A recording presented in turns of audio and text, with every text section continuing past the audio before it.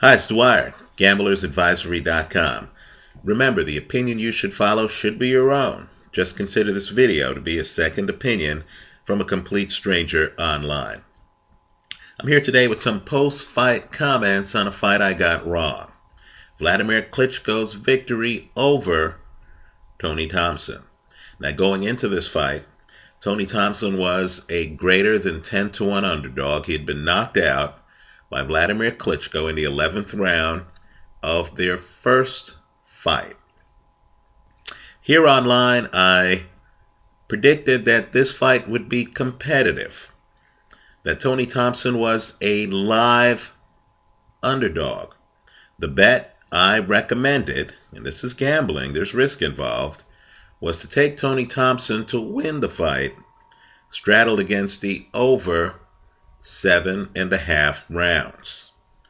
I did not see Wladimir Klitschko stopping Tony Thompson inside of 7.5 rounds. I thought that Tony Thompson, quite frankly, would do better than he did the first fight. Instead, Wladimir Klitschko came out, fought a little bit differently, in his first rematch since his rematch against Layman Brewster 5 years ago, right? He backs Tony Thompson up to the ropes. He drops him with a right hand. Then in the 6th round, he comes back with a couple of right hands and then a left, is able to drop Tony Thompson again. The fight is over. KO. Round 6.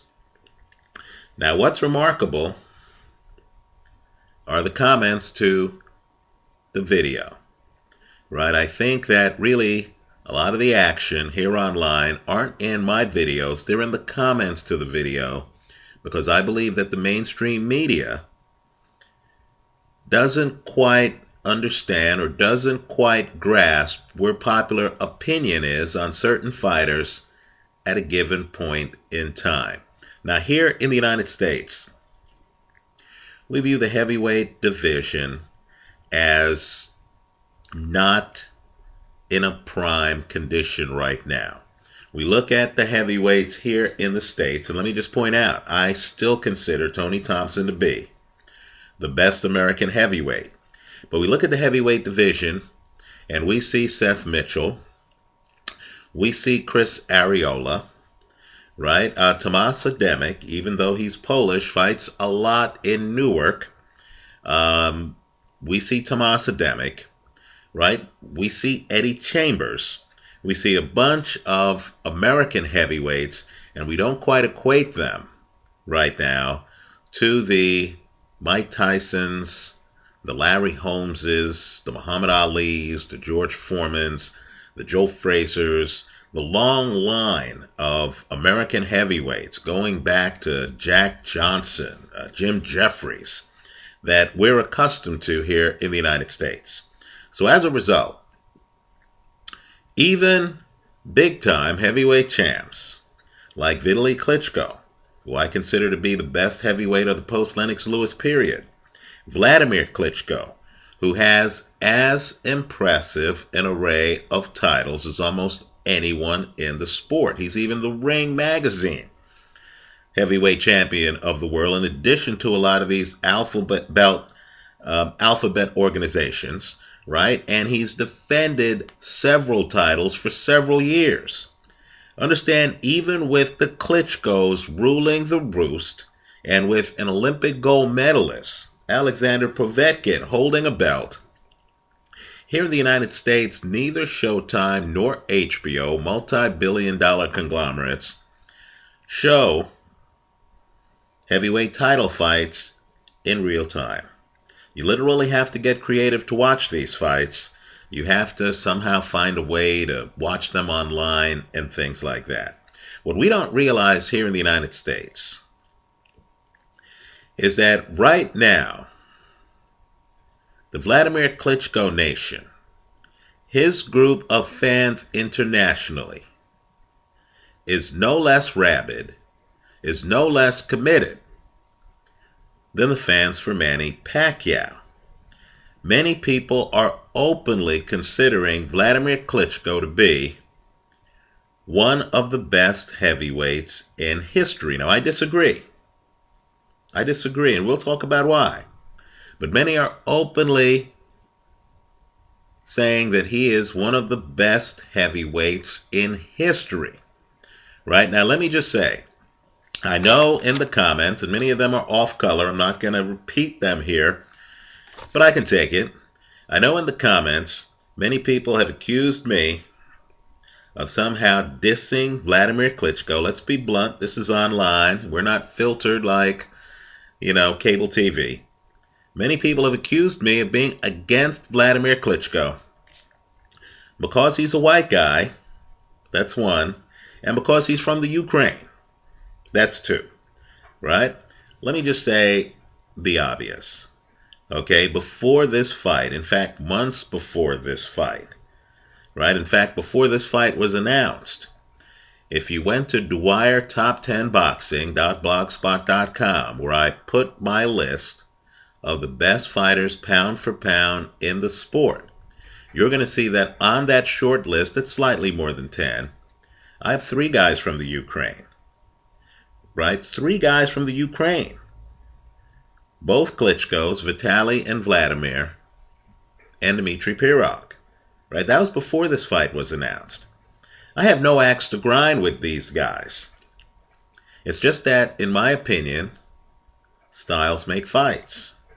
And I believe that if you have the skills to take away or neutralize the specific advantages that your opponent has, then you have a chance to beat that opponent. In other words, boxing is really rock, paper, scissors. On my list, I have Floyd Mayweather, number 1. But I've said in many videos that I feel that a fighter like Brad Solomon, who I have on the list as an up-and-comer, would give Floyd Mayweather all he can handle. It's a style thing. I have Sergio Martinez, number 2. But, as I said in the post-fight interview for Martinez, Matthew Macklin, I thought Macklin, by fighting on his back foot, actually was winning most of the rounds early in that fight, and that was the blueprint on how to give Martinez problems. Now, I thought Tony Thompson a southpaw. In fact, it's even deeper than that. He's an inverted southpaw. So that lead jab he's throwing is really his dominant hand. I thought Tony Thompson stumbled into something significant in their first fight. Keep in mind, Tony Thompson has sparred with both Klitschkos. There was a level of familiarity there that's even greater than the public was aware. And in that first fight, Tony Thompson neutralized 2 of Vladimir's 3 best weapons. Wladimir Klitschko has an A+ left jab. He has an A+ left hook. As I like to say, look at his fight against Ray Austin. He doesn't throw the right hand the entire fight. He also has an A+ straight right. All you have to do is look at the first Tony Thompson fight. Now, what I was arguing was that Tony Thompson can neutralize Vladimir's left, right? Both the hook and the jab. Where I got it wrong, and it's a big mistake, right? I'm not going to apologize because it's gambling. Everything I say has risk involved, and yes, I'm going to continue to take risks here online. Where I got it wrong was that I did not anticipate that Wladimir Klitschko would get out of his shell and would actually, using superior foot speed, which he normally doesn't use, would actually try to physically close the gap between himself and Tony Thompson. In other words, he literally abandons the shell that he had been fighting with after losing the first round in this fight. Look at the film. And he actually starts stalking Tony Thompson. Very unusual for Wladimir Klitschko. Right? Now, Thompson, keep in mind, the only reason it works is because Tony Thompson, like Wladimir Klitschko, and I know this is controversial, doesn't have an inside game. In other words, as Wladimir Klitschko comes forward, if he were fighting Mike Tyson, Tyson would get low and come forward, right? Because what you want to do when a guy gets out of his normal defensive shell is to literally press the guy, because the guy's going to be defensively limited. His construct in the ring is built around a defensive shell. When he abandons that shell and starts to come forward, understand he had that defensive shell for a reason, right? If you press him, he won't have the defense that he normally has. Tony Thompson couldn't press him because Tony Thompson himself, like Wladimir, is a tall guy who likes to dish out punishment, right? He's not accustomed to getting inside, getting low, working on Vladimir's rib cage, playing angles. Let me just make the point. So Wladimir Klitschko in this fight literally, at times, is able to drop his hands. Right? He literally gets completely out of his normal rhythm. His normal rhythm is to come at you at an angle, shoot a left jab, keep you outside, right? If he wants to hit you with intermediate power, he throws a left hook, right? If he sees a nice opening from long range, he throws a straight right hand. If you get inside, he leans on you, pulls you in, tries to lean on you, tries to pull you too close to do anything to him, right? Tyson Fury fights the same way. In this fight, he realizes after the first round that he loses, right? He realizes that his left hand is neutralized. So what he does is he literally drops his hands and starts to stalk Tony Thompson, who he knows, because Tony has no inside game. As he comes forward, Tony's going to go backward, right? He literally is able to throw right hands. And keep in mind, that's the one part of his arsenal that southpaw Tony Thompson does not have figured out, right? The right hand ended the first fight. The right hand, quite frankly, was the difference maker in this fight. He literally walks up to Tony Thompson. He has his hands down because he knows Thompson can't jump inside and start working his rib cage. He also knows Thompson isn't going to get low. And that's important because he knows that he can lean on Thompson, right? These tall guys who, when you get inside, they just grab you and lean on you, right? They can't do that if they have nothing to grab, right? If I'm fighting Joe Frazier and he comes inside, how am I going to just grab him and pull him close to me? If he's bouncing, I'm not allowed to grab the back of his head, right? As Ali was illegally allowed to do in their rematch, right? The referee didn't allow it in the Thrill in Manila. That's why that fight's great. If I can't use illegal tricks to grab Joe Frazier and he's bouncing, and I fight tall and he's ripping up my rib cage, what can I do? Here, Wladimir Klitschko never had that threat. So Klitschko literally, who has the foot speed but never uses it. We saw the foot speed in the 12th round against Eddie Chambers, right? When he comes across the ring and ends that fight moments before the end of the round. He literally uses his foot speed to close the distance between himself and Tony Thompson. He's able to abandon his defensive construct because he understands that as he comes forward, Thompson's going to go backwards. And understand the problem with Tony Thompson. he had been winning all of his recent fights by KO. Right? Like Kell Brook, Tony Thompson, with his back up against the ropes, doesn't know what to do.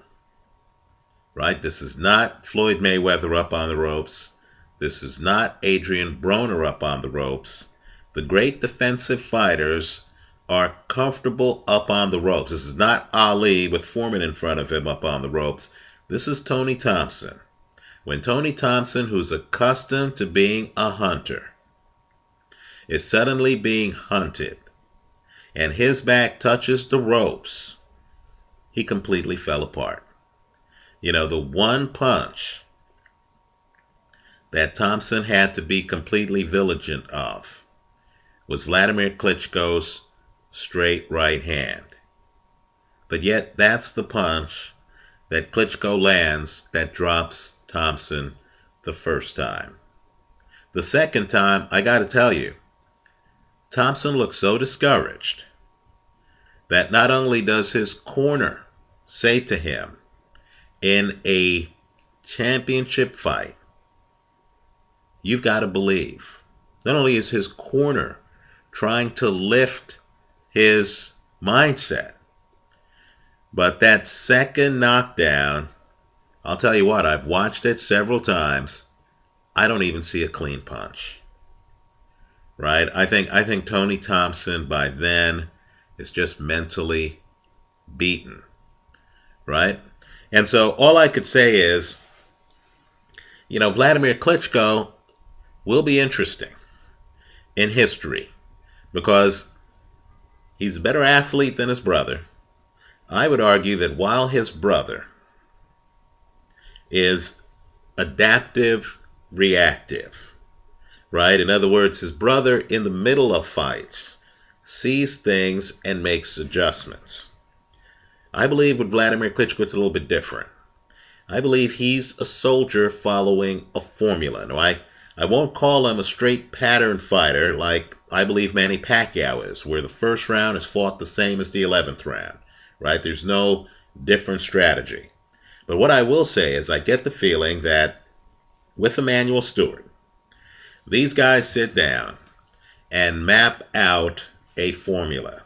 In other words, Klitschko's going to start, even in this fight, the rematch, with a left jab. Right? Then as the fight continues, he's going to add in a left hook with that jab. Right? It's only a few rounds later that he's going to slip in the straight right hand behind a perfunctory jab. Right? Even in the corner on this fight, you hear Emanuel Stewart saying to him, you need to throw the jab so you can slip in that right hand. Right? And then, of course, he slowly opens up.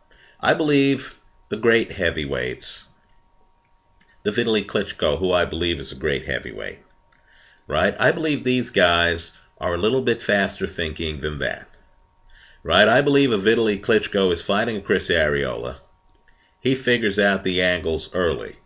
Then he realizes that he can do certain things as they happen. In other words, he doesn't have some rigid blueprint that he's following. I believe he's a little bit more fluid than that. And unlike his brother, I believe that Vitaly Klitschko can fight inside. Right? So, prime against prime, I'd take prime Vitaly Klitschko over Wladimir Klitschko. I think Vitaly's an all-time great. I think Wladimir is a very good heavyweight who I don't quite put on the same pedestal as I put a Lennox Lewis, as I put an Ali, as I put a Joe Louis, as I put a Jack Johnson, right? I don't give Wladimir that extra boost. I think he's very good. I don't think he's great. We'll see what happens. Heavyweights develop later in life, right? He's in his mid-30s. I concede he has 3 great tools, no question about it. right? He has one-punch knockout power in both hands. But until I see an inside game, and until I see a fighter who's less formulaic, who's less robotic, I can't quite give him that A+. I got this one wrong. Fascinating fight. I understand. I'm going to hear from Wladimir Klitschko Nation, as I have been. We'll see what happens as life goes forward. I concede I got this one wrong. Let me find out from you. Leave your comments for me here online. Visit us at gamblersadvisory.com and just read the other comments. People are as blunt as can be. No need to be bashful. Thanks for watching.